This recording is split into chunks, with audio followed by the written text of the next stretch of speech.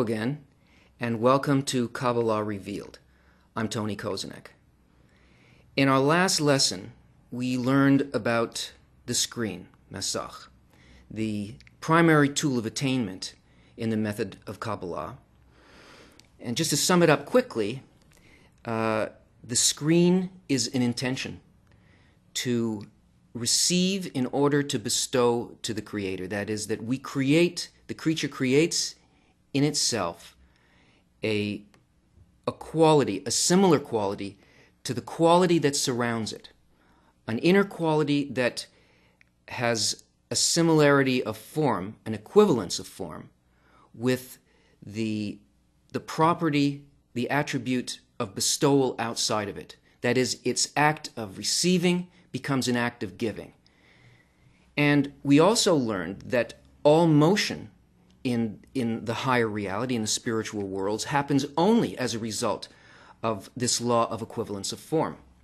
Now, we could imagine that this law of equivalence of form is some kind of mystical or magical thing, some kind of an innovation, a novelty.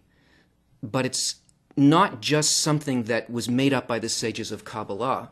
It really is a principle, a law that governs the whole universe, everything that we see. It exists in nature. It's simply that the sages are pointing out to us that this is the method by which we develop, we grow, we move, and can attain the goal of creation. In this lesson, we're going to look a little more closely at the law of equivalence of form. We'll do that by looking at an article written by Bala Salam. It's a piece of an article, actually. It comes from Matan Torah, or the giving of Torah, the giving of instruction by the light. And it's a section of it called the acting intelligence. What the Kabbalists said, that every person is obligated to comprehend the root of his soul, means that the creature's purpose, most desired and full of hope, is bonding with the Creator, as in the verse, and to bond with Him. And the sages interpret this as bonding with His attributes, just as He is compassionate, so you, and so on. He says here, every person is obligated to comprehend the root of his soul. In other words, it's not just that somebody makes a decision that they will bond with the root of their soul. It's that the entire system consists of a motion coming from the thought of creation, which moves a person to the point where they will comprehend the root of their soul. And the way in which the thought of creation, which is to create a creature and fill it with delight, the way it functions in the universe and in creation is expressed through the law of equivalence of form. That is, that all of nature works on this law, that there is a constant pressure in our environment and in every environment in the universe, and there is a constant force to equalize the inner pressure with the outer pressure and to come to a state of balance with it so that we come to a state of rest or comfort. And this is simply the law that is functioning all the time. You could think of Kabbalah as the physics of the spiritual world. And so it points this out to us so that we can begin to perceive it and to work with it. But this law functions in the natural universe as well. And we can look at it through natural sciences.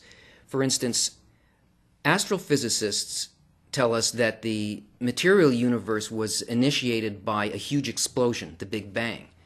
And from that point forward, all action within the universe is really a kind of an equalization of this force until it will find a state that is motionless.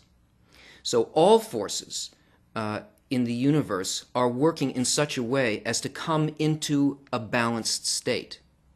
Now, in our world, this law is observed strictly, and we can see it on different levels of life, the different levels that exist in our world. For instance, in the inanimate level, we see that there is a movement of forces, tectonic plates, or the motion of weather, wind, and water, constantly seeking a kind of a balanced state with each other. And we see also the vegetative level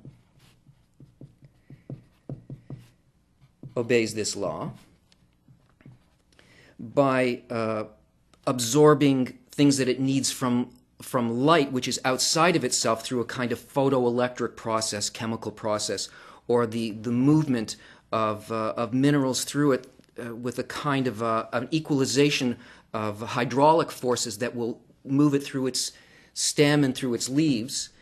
In the animate level, animals, you'll see movement of animals to areas where there's food and all of the appropriate things for their survival. If external forces and conditions change, there's a constant shifting so that they come into alignment with it.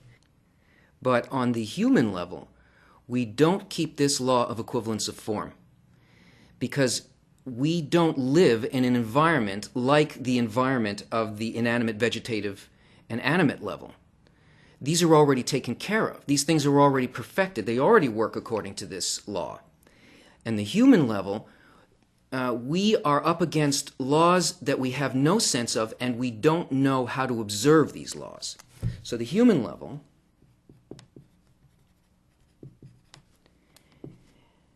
which is not the sort of intellectual and physical human animal, but the part of creation itself that is supposed to be connected to the upper forces, is not involved in the keeping of these physical expressions of equivalence of form, but must learn how to keep the law of equivalence of form in the spiritual world, which is its environment.